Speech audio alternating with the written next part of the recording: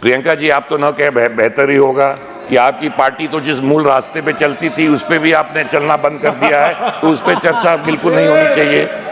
अब इंफ्रास्ट्रक्चर, अब middle class की बात होती है और कंजम्पशन की बात हुई कि अरे इकोनॉमी इसलिए नहीं बढ़ रही है क्योंकि कंजम्पशन नहीं है, कंजम्पशन नहीं होगा तो कैसे हमारे एम्प्लॉयमेंट बढ़ेगा, एमएसएमईज कैसे बढ़ेंगे। कंजम्पशन के लिए 1 लाख करोड़ रुपए को टैक्स हटाकर 1 लाख करोड़ को इंजेक्ट किया है हमने इकोनॉमी के अंदर। पर अब बोलते हैं कि 1 लाख करोड़ से क्या होगा, हमारी इकोनॉमी इतनी बड़ी है। भाई जो कुछ करिए, जो इनके कहने पर, इनके कहने पे नहीं कि उनको कभी था नहीं, बुराई के तरह जो कहते थे, जब वो हो जाता है, उम्मीद से ज्यादा हो जाता है, तो एक कुछ ना कुछ इनको नुक्स निकालना है। सुधारने के लिए इनके पास कोई सुझाव नहीं है। रोजाना गाली देने के लिए इनके पास शब्द कभी इनके समाप्ति नहीं होते हैं। इसका बड़ा दुर्भाग्य है। जहां तक इंफ्रास्ट्रक्चर की बात है, यही 2014 में इंफ्रास्ट्रक्चर में 1 लाख करोड़ का बजट था, 1 लाख करोड़ का, और अब 11 लाख करोड़ का इंफ्रास्ट्रक्चर के लिए पैसा अलग किया गया है। तो आप समझ सकते हैं कि 10 सालों में क्या ये कंजम्पशन बूस्ट नहीं करेगा। मैं तो समझ नहीं पाता हूं। कुछ आंकड़े हैं, माननीय हमारे पूर्व वित्त मंत्री जी यहाँ बैठे हैं, उनको मैं कुछ आंकड़े 2014 से लेकर 2024 के बारे में बताना चाहता हूँ। उन्होंने भी कुछ आंकड़े इस बजट के बारे में बताया था। बैंक के एनपीए 2014 में कितने थे? 11% थे, और आज 2024 में कितने हैं? 0.6% पे हैं। 2009 से 2014 तक वेल्थ क्रिएशन कितना हुआ था? 13 लाख करोड़ का क्रिएशन हुआ था, और इस 10 सालों में कितना क्रिएट हुआ है? 310 लाख करोड़ वेल्थ क्रिएशन हुआ है। फॉरेक्स एडिक्शन कितना हुआ? फॉरेक्स की बात होती है, 2009 से 2014 तक $50 बिलियन था, और आज के तारीख में $350 बिलियन।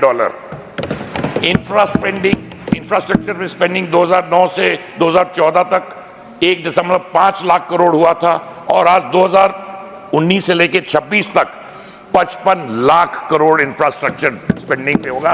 फिगर्स आपको साफ तौर से बताएंगे। अभी हेल्थ की बात हो रही थी। तमाम योजनाएं इस सरकार ने लागू की हैं पिछले 10 सालों में, जिससे तमाम लोगों के पैसे बच रहे हैं और सरकार के पैसे बच रहे हैं। उसमें से 2 चीजों को ही मैं आपको गिनवाना चाहता हूं। आयुष्मान भारत कार्ड में जनता के 1.2 लाख करोड़ रुपए जनता के बचे। जन औषधि केंद्र में 80% का डिस्काउंट मिलने के बाद 30,000 करोड़ रुपए दवाई खरीद में लोगों के बचे हैं। नल से जल योजना में 12 करोड़ से ऊपर घरों तक पानी पहुंचाया गया है, जिससे बीमारियां कम हुई हैं। तो कम से कम हर व्यक्ति के घर में नल जिसके यहां पहुंचा है, कम से कम 40,000। वेस्ट बंगाल में तो दिक्कत है ही, मैं जानता हूं, उस पर भी आऊंगा, अभी घबराइए मत। वेस्ट बंगाल में भी विस्तृत से आपको बताऊंगा, उसकी चिंता मत करिए। जहां तक नल से जल योजना की बात है, उसमें 40,000 रुपए लोगों के बच रहे हैं। पीएम सूर्य घर बिजली योजना से जिसके घर में लगेगा, उसको 25 से 30,000 रुपया हर महीने बचत होगा, साल में बचत होगा। सॉइल हेल्थ कार्ड की बात होती है तो किसान को 30,000 रुपए उसके माध्यम से बचते हैं। अगर आप इंफ्रास्ट्रक्चर और अगर आप बाकी चीजें देखें, और अगर डायरेक्ट बेनिफिट जो लोगों को हो रहा है उसमें देखा जाए, तो 3 लाख करोड़ रुपए साफ तौर से सरकार के बच के सीधे गरीबों के खाते में जा रहे हैं। बात होती है, क्योंकि मैं एक पूर्वांचल से आता हूं और खेती करता हूं, किसान की बहुत बातें होती हैं और अन्नदाताओं की बात बहुत होती है इस हाउस में। मुझे ये पता नहीं है कितने लोग खेत पे जाते हैं, कितने लोग किसानों से मिलते हैं। हो सकता है विपक्ष के लोग, ये फार्म हाउस दिल्ली में बहुत होते हैं, उसमें जाके किसानों के बारे में सोचते होंगे, क्योंकि किसानों के बारे में यहाँ जो चर्चाएं विपक्ष करती है वो जनता से बिल्कुल परे है।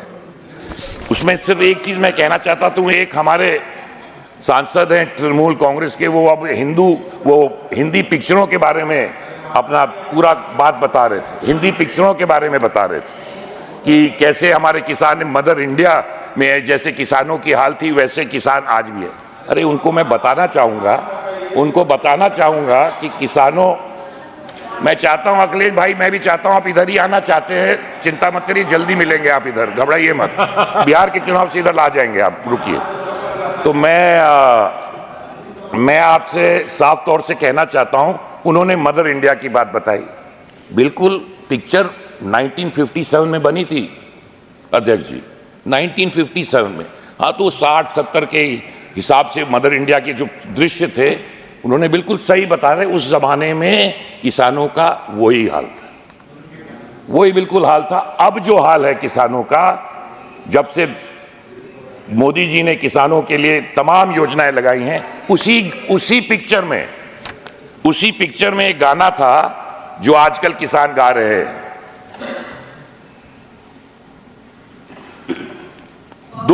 दुख भरे दिन बीते रहे भैया, अब सुख आए रे, रंग जीवन में आया लाया रे।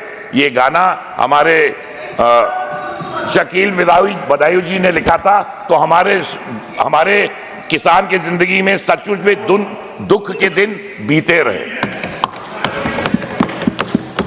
और किसान के बारे में, अरे भैया यहाँ तो डीएपी और पोटैश और यूरिया के बारे में तो जानता नहीं है कोई। यहाँ दाम यूरिया का कितना है कि 5 साल में दाम ही नहीं बढ़ा है, 2-4-5 रुपए का अंतर हुआ होगा। उस पर 12 लाख करोड़ सब्सिडी प्रदेश देती है कि आज पोटैश हो, आज यूरिया हो, आज डीएपी हो, उस पर सब्सिडी देकर किसानों को सही दाम पे सब्सिडाइज आज जो फर्टिलाइजर मिल रहा है। आज यूरिया की एक नई फैक्ट्री लगने जा रही है, जबकि यहाँ हम सिर्फ इंपोर्ट करते आए 50 साल से। आज यूरिया में इंपोर्ट खत्म करने के लिए एक यूरिया की फैक्ट्री बन रही है। तो मैं साफ तौर से कहना चाहता हूं, किसानों के लिए क्या क्या किया गया है इसके मैं आपके सामने पेश करना चाहता हूं। 2013 और 14 में किसान के लिए कितना बजट में पैसे लगाए गए थे? 21,000 करोड़ रुपए। कितने? 21,000 करोड़ रुपए। और 2025 और 26 में किसानों के लिए कितने पैसे आवंटित किए गए हैं? 1.71 लाख करोड़ रुपए से अधिक पैसे किसानों को दिए गए हैं। किसान क्रेडिट कार्ड से 8 करोड़ किसानों का फायदा हो रहा है। किसान क्रेडिट कार्ड की लिमिट 3 लाख से बढ़ाकर 5 लाख रुपया बढ़ा दी गई है। 1 लाख करोड़ रुपए इथेनॉल ब्लेंडिंग की वजह से किसानों के लिए आमदनी बढ़ी है। किसानों के सस्ते खाद के बारे में बता ही चुका। किसान सम्मान निधि से 3.5 लाख करोड़ रुपए सीधे किसानों के खाते में गए हैं।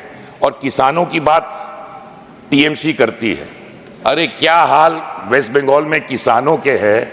आलू के किसानों ने कितनी आत्महत्या कर ली है, इसके बारे में टीएमसी कोई रिपोर्ट देती। जैसे अंग्रेज कहते थे, जैसे अंग्रेज जब थे वहां, जब किसान कोई मरता था तो बोलते थे मैल न्यूट्रिशन से मर गया, किसानी की वजह से नहीं मरा है। और टीएमसी क्या कहती है कि जब किसान कोई आत्महत्या करता है, अरे ये इनके मैरिज डिस्प्यूट की वजह से मर गए होंगे, मैरिज डिस्प्यूट की वजह से मर गए होंगे, मैरिज डिस्प्यूट की वजह से मर गए होंगे, डिप्रेशन की वजह से मर गए होंगे। और किसानों की बात विपक्ष कर रही है। बड़ी दुख की बात है मैडम, बड़ी दुख की बात है। किसानों की बात कर रहे हैं आप। अब एक बात है, तमाम बात यहां स्वास्थ्य की हुई,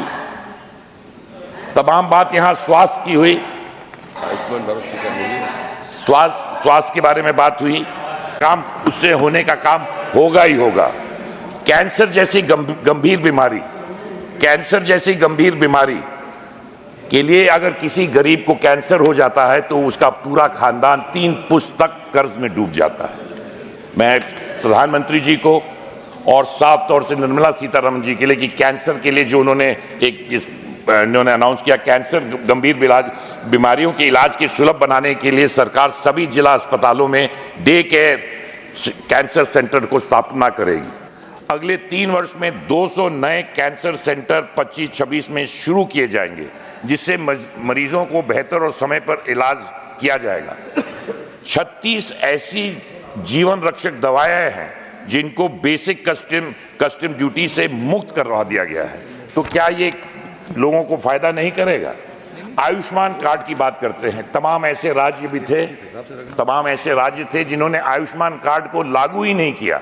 और उसका एक दिल्ली एक है, और एक वो कारण है कि जितनी ये केंद्र की योजनाएं थी दिल्ली ने जो लागू नहीं किया, उसकी वजह से आज दिल्ली में भारतीय जनता पार्टी की सरकार है।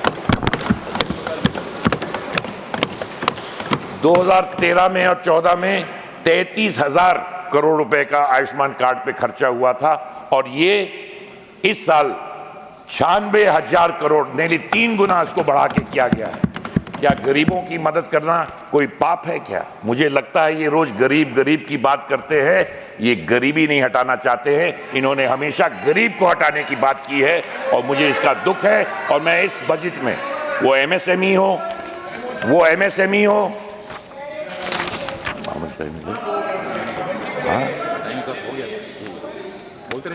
ये अंत में मैं कहना चाहूंगा, क्योंकि मेरा समय समाप्त हो रहा है, मैं सिर्फ ये कहना चाहूंगा, ये बजट सिर्फ आंकड़ों की गणना नहीं है, बल्कि नए भारत की कहानी है। एक ऐसा भारत जो आत्मनिर्भर, नवाचार की अग्रणी और हर नागरिक के लिए अवसर भरा है। और एक अंत में बैठते बैठते मैं एक चीज विपक्ष के लिए कहना चाहूंगा, विपक्ष से ना उम्मीद करो इतनी सादगी से, विपक्ष से ना उम्मीद करो इतनी सादगी के साथ। ये दौर अलग है, ये लोग अलग है। अगर इस दौर में इंडी अलायंस से वफा ढूंढ रहे हो तो बड़े नादान हो तुम, क्योंकि तुम जहर की शीशी में दवा ढूंढ रहे हो।